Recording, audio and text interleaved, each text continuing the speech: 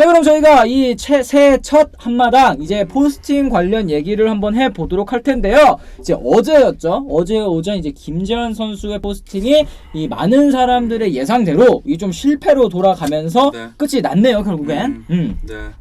이게 거의 무응찰이죠. 네. 무응찰인데 좀 포스팅의 제도가 바뀌면서 정확하게 옛날 무응찰이랑 좀 약간 다른 감이 있습니다. 그래요. 어쨌든 계약 실패 사례라고 할 수 있겠습니다. 그때 이제 옛날 사례 뭐 이따가 저희가 소개를 해드리겠습니다만. 아니 근데 옛날 사례를 네. 좀 뭐 대본에 있는데 이 친구들 다 있고 싶은데 왜 그걸 또 굳이 소환을 해가지고 흑역사 아닙니까 흑역사. 어떻게 보면 또 이 도전의 역사라고도 또 볼 수 있지 않겠습니까? 네. 그랬을 때는 사실 이 김재환 선수가 무응찰이라고 얘기가 나오기는 했지만 이 과거의 사례 뭐 예를 들어서 많은 분들에게 알려져 있는 이제 손아섭 선수라든지 이제 황재균 선수라든지 와는 좀 다른 무응찰이더라고요. 그렇죠. 이게 2018년 7월에 이 포스팅 제도가 바뀌었고 네. 저희가 거기에 대해서 이제 김광현 편에서 자세히 설명을 드렸었는데요. 그렇죠.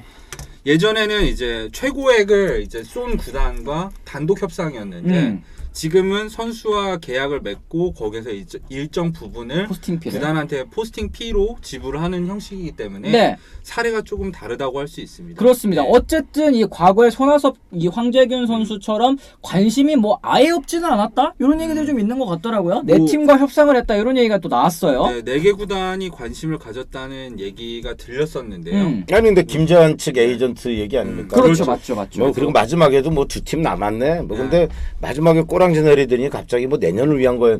그게 좀 너무 급작스럽게 이루어졌고. 네. 그러니까 이왕 도전하기로 한 거 좋은 결과 있길 저는 이제 개인적으로 바랬던 사람인데. 그렇습니다. 이게 좀 너무 옹색한 변명으로 일관한 게 아니야. 준비 과정에 좀 문제가 있지 않았나. 예, 그렇게 그러니까 보여집니다. 이제 많은 분들께서 좀 이 아쉽다고 말씀하시는 분들은 이제 포스팅이 사실은 1년 일찍 메이저리그를 진출하기 위한 포석인 거잖아요. 이제 김재환 선수 내년에 이제 FA니까 이제 그랬을 때는 조금 좀 이 대가라든지 협상 조건이 별로 좋지 않더라도 그걸 감수하고 1년 더 먼저 나가겠다 뭐 이런 의미가 있었을 것 같은데 지금 포스팅 과정에서는 그런 것들이 좀 엿보이지 않았다. 이래서 좀 많은 분들이 의아해하셨던 네. 그런 결과가 아닌가 생각이 좀 듭니다. 그러니까 하여튼 모르긴 하지만 네. 뭐 뒷얘기까지 자세히 할 수는 없지만 두산에서 받던 연봉보다도 안 되는 돈을 그렇죠. 뭐 그러니까 제시를 그런 거는 뭔가 받긴 받았겠죠. 네. 근데 이쪽에서는 뭐 자존심도 상하고 예,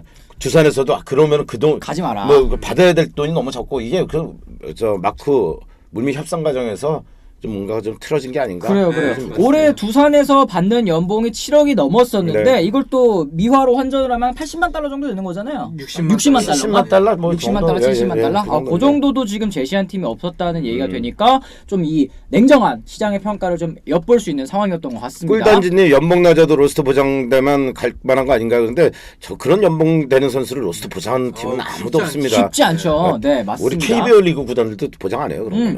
그랬을 때는 이 지금 GGFRWRT님께서 올 성적이 형편이 없습니다. 이렇게 얘기를 하셨는데 사실 올 시즌에 뭐 저희가 전에도 말씀드렸지만 김재환 선수는 좀 뭐라고 해야 될까요? 이 공인구 변화의 여파를 제일 크게 맞은 선수 중에 하나였잖아요. 그렇죠. 그동안 이제 타고 투저가 있었던 게 공인구 때문이라는 게 이제 거의 확실해지면서 반발 개수를 조정을 하면서 네. 성적 폭락들이 있었는데 그 중에서 가장 심한 폭탄을 맞은 선수가 김재환입니다. 그렇습니다. 원래 지지난해였죠. 3할 3푼 4리에다가 44홈런, 133타점. 이건 진짜 엄청난 성적이죠. 그렇습니다. 네. 근데 지난 시즌에는 타율이 3할도 되지 않았고요. 2할 8푼 3리였고 홈런도 15개밖에 되지 않으면서 성적이 너무 하락한 것도 아마 영향이 있었을 겁니다. 그렇습니다. 근데 제일 중요한 거는 보니까 네. OPS가 1.06에서 0.798로 내려왔어요. 그래요, 0.8도 안 돼요. 이게 제일 문제가 아닌가 보여주는데, 그런데 오늘 저 뉴스 나온 거 보니까 아키야마, 네. 세이브의 그 아키야마가 3년에 2,100만 달러 총액 조건으로 네. 레즈랑 합의를 했다고 하더라고요. 그렇죠, 근데 그렇죠. 아키야마가 잘했냐? 아키야마도 못했어요. 사실 예전에 비해서 못했죠. 3할 3리에 홈런 20개밖에 못 때렸더라고. 60m점밖에 안 되고. 그런데 그걸 보면서 아키야마는 글쎄 아키야마도 베스트 시즌이 아닌데 그렇게 높은 대접을 받고 김지한 같은 경우는 이런 결과가 왜 나왔을까 잠깐 생각을 해봤는데 네. 결국 반쪽짜리 선수다. 아 수비. 수비다. 방망이에서는 큰 차이가 안 난다고 저도 보는데 네. 수비에서 다시 말씀드립니다만 지난 프리미어 12 때도 우리나라 외야수 수비들 뭐 잘하는 선수도 있지만 네. 대부분이 정말 야 심했죠. 이래놓고 이게 국내 탑이구나 이 수비력으로 방망이 둘째 치고요. 진짜 이거는 문제가 심각하다. 맞습니다. 우리나라에서 어릴 때부터 선수들이 개인 기록할 때 수비 잘하는 거 안 따져요. 미국이나 뭐 WAR 뭐 그게 시스템 자꾸 돼서 수비 잘하는 것도 중요하게 치지만 우리나라는 그저 타율이 얼마다 그냥 홈런 몇 개다. 공격적인 지표만 그거에만 하니까 선수들이 그것만 연습하는 거예요. 기본적인 송구 연습. 어깨가 약한 이유가 바로 그런 거거든요. 그래요. 지금 해리림님께서도 정수근 선수가 우리나라 선수들 외야 수비 연습을 좀 잘 안 한다. 뭐 이런 정도의 얘기를 했다고 하는데 말씀하신 것처럼 아키야마 선수 지금 뭐 야채 아빠님 수비 세이버 지표도 점점 하락하고 있긴 하지만 어쨌든 NPB에서 몇 년 연속, 6년 연속이었던가요? 이제 골든글러브 중견수를 또 네. 받았던 선수기 때문에 일본은 골든글러브라고 말은 하는데 수비만 보고 주는 겁니다. 네. 그래서 이 중견수 메이저리그에서도 중견수로 뛸 수 있는 가능성을 봤다. 뭐 이 정도로 얘기를 하더라고요. 네. 말씀하신 대로 두 선수의 차이는 이 수비에 있지 않았나 네. 이런 아쉬운 얘기를 좀 해봅니다. 그래서 네. 이제 우리 진짜 메이저리그를 노리는 정말 꿈꾸는 어린 선수들이라면 그렇죠. 수비도 정말 그 추신수도 옛날에는 수비 잘했지만 요즘은 수비 못한다 그렇게 욕먹고 맞아요. 그러니까 지명타자밖에 안 되잖아요. 그렇죠. 그것 때문에 좀 이제 몸값 대비 그런 논란이 있는 거고 트레이드도 어렵다. 방망이는 그런 대로 그 나이에 비해서 굉장히 잘해주고 있는 건데 수비력에서 우리가 예전에 알던 추신수랑 이제는 많이 거리가 있고 어깨도 이제는 그 하위급으로 떨어져 있단 말이에요. 예전 같지가 않단 말이에요. 그래서 맞습니다. 그 아예 이 얘기는 아까도 말씀드립니다만 공격적인 것만 너무 중요시하기 때문에 기본적인 이 외야만도 아니에요. 내야도 또 뭐가 문제냐면 네. 아주 어려운 거 잡았어요.